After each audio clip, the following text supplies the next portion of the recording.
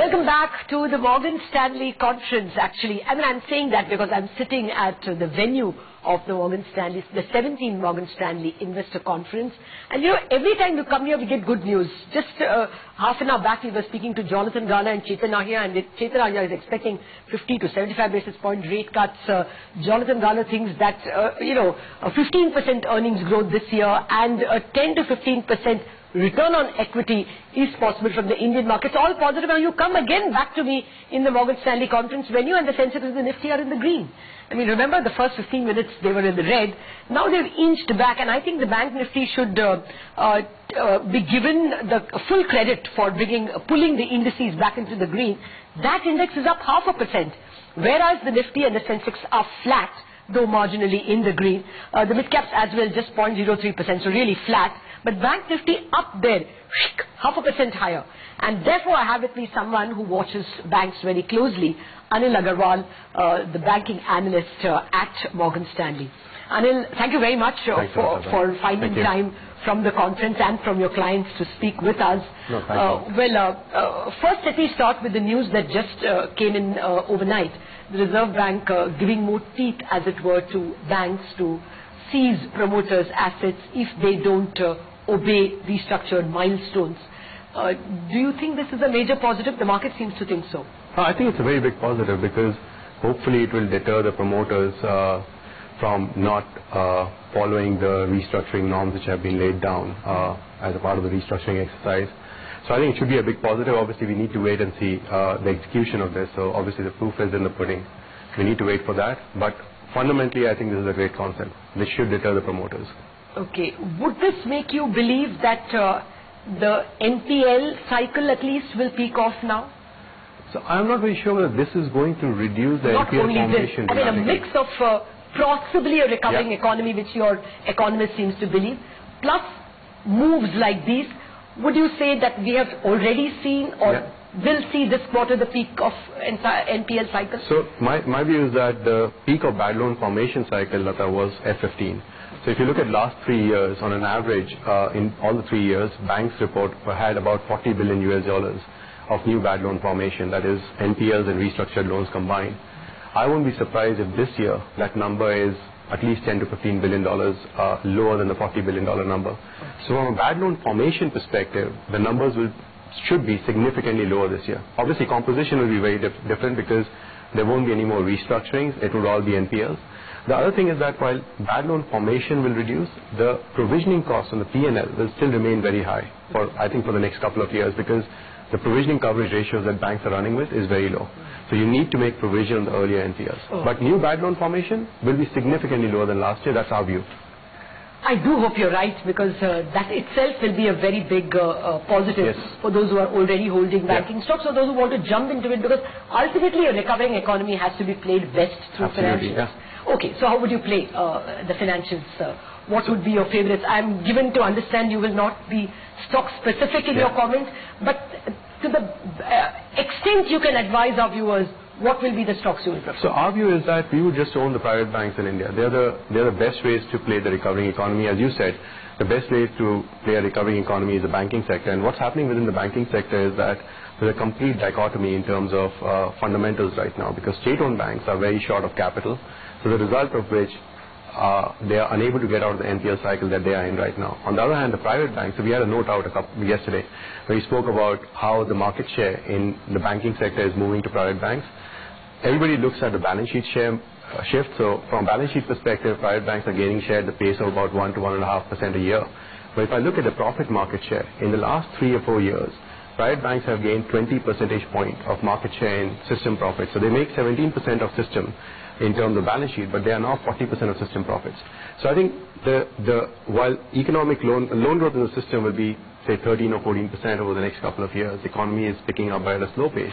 I think private banks will grow at 20 to 23% on average, which is by far the fastest growing loan growth in the world, not just in India. So I think people will chase the private banks.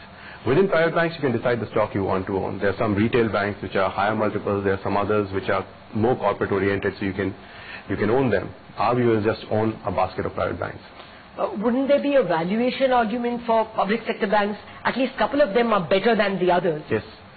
No, some of them are better than others, but then that's reflected in the multiples also. So you have the better ones which are trading close to book. The ones which have a weaker balance sheet are close to 0.4 times book. So market is very smart, right? So market is already differentiating the stocks. The question is whether the stocks will be able to meet cost of equity on a sustainable basis. So to pay a premium on book, you need to have stocks delivering returns which are higher than cost of equity.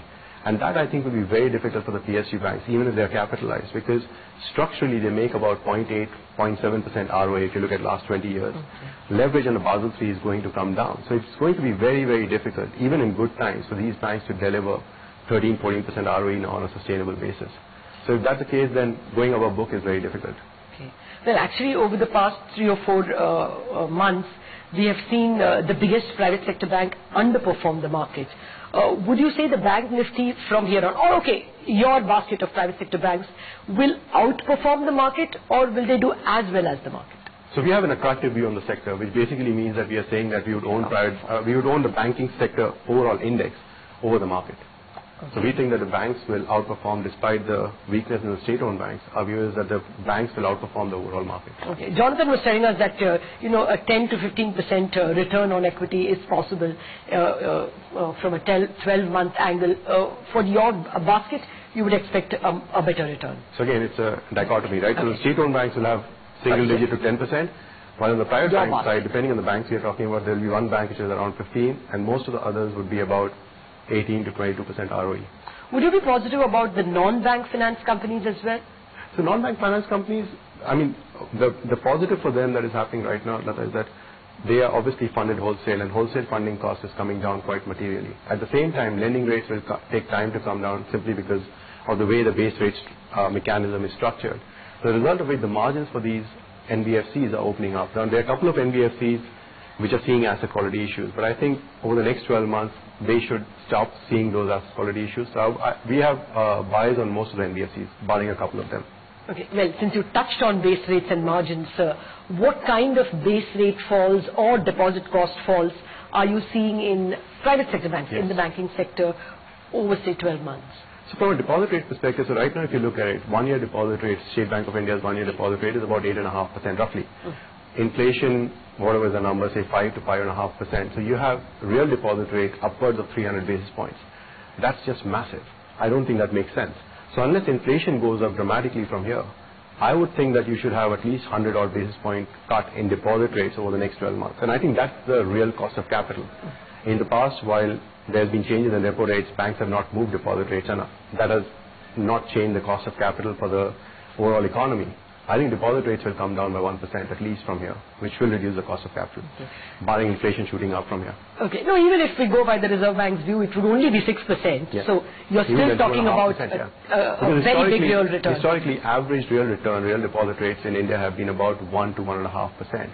And right now you talk to any bank in India, the thing they're not worried about is liquidity. I mean, liquidity is it's a fairly liquid banking system right now. So why do you have to offer 300 basis points of real deposit rate? Now, only when they go whining to the Reserve Bank governor before any credit policy, there is absolutely no liquidity. Afterwards, liquidity somehow comes. But I take your point. I mean, we were speaking to Mr. Aditya Puri just recently, and his view also was that a good 75 basis point cut in base rates looks very likely, or at least in deposits. Looks very likely. But what does this do to margins?